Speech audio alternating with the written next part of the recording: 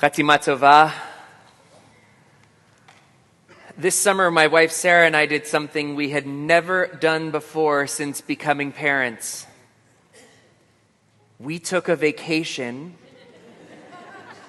a 2-week vacation, without our children. We dropped them off at the bus for Camp Mountain Chai and took off.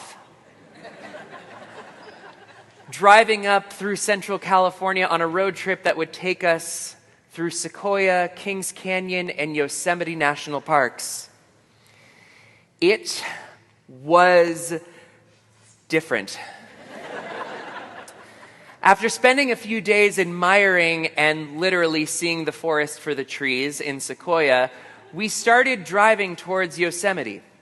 And as we drove through the wonders of God's creation, we listened to a podcast of the Washington Post's creation called Field Trip, where the host Lillian Cunningham tells stories about what is happening within 6 of our national parks and how each park is responding to our changing planet. The first episode was on Yosemite. I'd like to share some of Cunningham's reporting. Wildfire has become the biggest, most persistent threat sequoias face, and it just keeps getting worse. What the sequoias are facing here is one of the most extreme versions of a question facing all of the national parks. How does the way they're protected need to change? Yosemite National Park's giant sequoia trees are so big and strong that they've been practically immune to fire for thousands of years. But wildfires today are burning much hotter and much higher than ever before, reaching the canopy of the trees and boiling them to death. One reason for the increased intensity of wildfires is that the park's forests have become overgrown and unhealthy due to nearly a century of fire suppression. Historically, Native Americans used fire to manage the forests, but the National Park Service put a halt to this practice after taking over the land. All fire, in their mind, was bad fire. Now the park is working to restore fire to its natural role in the ecosystem. It is doing this by allowing some naturally occurring wildfires to burn and by conducting controlled pile burns of overgrown brush and dead trees. The work is making a difference. Sequoias in the area where prescribed burns have been conducted have been far more likely to survive wildfires. The park has also appointed a Native American as its first cultural ecologist to help guide its efforts to restore fire to the ecosystem and to incorporate traditional Native American knowledge into its national resource management. This podcast episode taught me a lot about the natural fire cycle. Healthy fire burns understory vegetation, which brings about new growth and different soil nutrients, fluctuating temperatures, and more sunlight reaching the ground. The forest ecosystem continues to evolve with changing plant and animal diversity, and when the forest matures, food sources change, less sunlight reaches the ground, which sets the stage for good fire to reset the cycle, leaving behind mature trees. And I realized that Garrett Dickman, a ranger interviewed in the episode, could have very easily just been talking about Jewish traditions as he was about trees, when he said, "I don't think it's blind optimism to say that if we do these things, if we do take these actions, they will be there for our kids." For so many of us, a core part of our connection to Judaism is the strident desire for Jewish continuity. We want Judaism to be there for our kids. And tradition can be both a comfort and a challenge. It can provide us with a sense of belonging and community, and it can also be rigid and stifling. On this Yom Kippur, Perhaps it's time for us to engage in a real cheshbon hanefesh, a soulful reflection, when it comes to our relationship with tradition. How does the way Judaism is protected need to change? How do we approach change in our traditions? What even is a tradition at all? In the version of shtetl life, in the version of Jewish shtetl life, as portrayed in the musical Fiddler on the Roof, Tevye the milkman offers this meditation on the concept of tradition. How do we keep our balance? That I can tell you in one word: tradition. We have traditions for everything. You may ask, how did this tradition start? I'll tell you. I don't know. But it's a tradition. And without our traditions, our lives would be as shaky as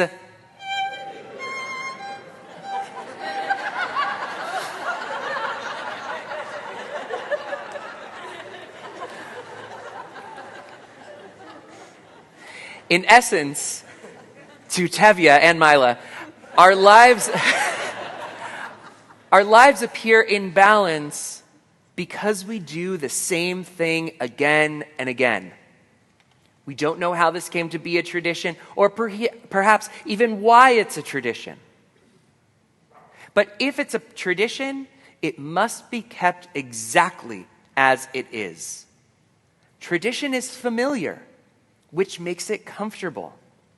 After all, one way of understanding tradition is usage plus time equals tradition.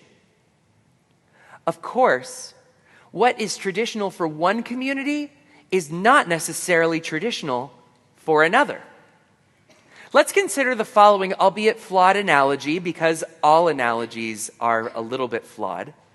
Someone who lives in Hawaii goes to Iceland and assumes they're an island just like Hawaii. I bet they prepare the same fish the same traditional way that we do. They go to a market and ask for their locally prepared fish, only to find the traditional Icelandic haukarl, fermented shark. Not exactly poke. But why aren't you doing it the traditional way, the exasperated Hawaiian asks. In the same way, someone from another community might be with us on Shabbat or the holidays and might ask why we don't pray in what they consider to be the traditional way. Just as a Hawaiian knows their traditions will be different than Iceland, we too should recognize that our Beth Israel traditions will be different than those of other Jewish communities. One of the aspects of Jewish life that most often gets labeled traditional is our music. But consider the history of Jewish music. In the days when the temple stood in Jerusalem, the Levites sang to accompany the sacrificial ritual. By the late 14th and early 15th century, Jacob Halevi Moalin, a German rabbinic authority known as the Maharil, acknowledged the importance of melodic liturgy by making the halachic ruling that, quote, melodies which have become minhag, religious custom, within a community should be faithfully preserved as such. Immigration from Europe to North America brought its own pendulum swings of practice as Jewish communities determined how they would create their own cultures. And as a matter of fact, Rabbi Isaac Mayer Wise, the founder of the Hebrew Union College Rabbinic Seminary, called his Sidur Minhag America, attempting to institute a new tradition on American soil that would differentiate it from Europe and model acclamation to the New World. The development of cantorial schools in the mid-20th century sought to improve the quality of synagogue music and ground American synagogue song in European custom, a desire amplified in the aftermath of the Holocaust. Yet, in the attempt to never forget, Jewish communities have also somewhat limited themselves into only never forgetting, and therefore never engaging in a healthy discussion on tradition and change. The fear is that Jews are what Simon Rawidowicz termed the ever-dying people, meaning that if Judaism changes, we will forget, we will die, the Nazis will win, and worst of all, it will be our own fault. While this description is somewhat hyperbolic, this is a fairly well-established subtext that goes all the way back to Tevye the milkman. After all, we can't forget Anatevka if we never leave it. Consider this similar to the all fire is bad fire approach. As traditions and our connections to them go beyond a ritual into a part of one's identity, the term traditional or even my traditional turns into the divisive authentic tradition. Traditionalism was never an essential demand historically. There is no evidence whatsoever that the psalmists based their melodies upon tradition. And the same holds true for the temple and the early synagogue. Traditions were formed and maintained through a depth of reverence for all aspects of prayer, including its musical content and performance, and implicitly the cultural context in which that community found itself. Even today, multiple melodies are heard in ultra-Orthodox prayer houses, including the Reform movement's own Debbie Friedman's melody for Havdalah. Part of the reluctance to change is that change can be uncomfortable and sometimes painful. And if that change comes without care, the community can suffer even more pain. But perhaps the biggest reluctance to change is the potential for memories to fade. Consider the story of the Baal Shem Tov lights a fire. When the great Rabbi Israel Baal Shem Tov saw misfortune threatening the Jews, it was his custom to go into a certain part of the forest to meditate. There, he would light the fire, say a special prayer, and the miracle would be accomplished and the misfortune averted. Years later, when a disciple of the Baal Shem Tov had occasion for the same reason to intercede with heaven, he would go to the same place in the forest and say, "Master of the universe, I do not know how to light the fire, but I am still able to say the prayer." And again, the miracle would be accomplished. Still later, another rabbi, in order to save his people once more, would go into the forest and say, "I do not know how to light the fire, I do not know the prayer, but I know the place, and this must be sufficient." It was sufficient, and the miracle accomplished. The years passed, and it fell to yet another rabbi to overcome misfortune. Sitting in his armchair, his head in his hands, he spoke to God. "I am unable to light the fire, and I do not know the prayer, and I cannot even find the place in the forest. All I can do is tell the story, and this must be sufficient." And it was sufficient. The story shows how often our memories of a particular ritual can change despite having the core idea of the ritual in mind. Traditions have changed and will continue to change. And that's okay, because Israel is an ever-living people. The settings have changed, to be sure, both physically and spiritually.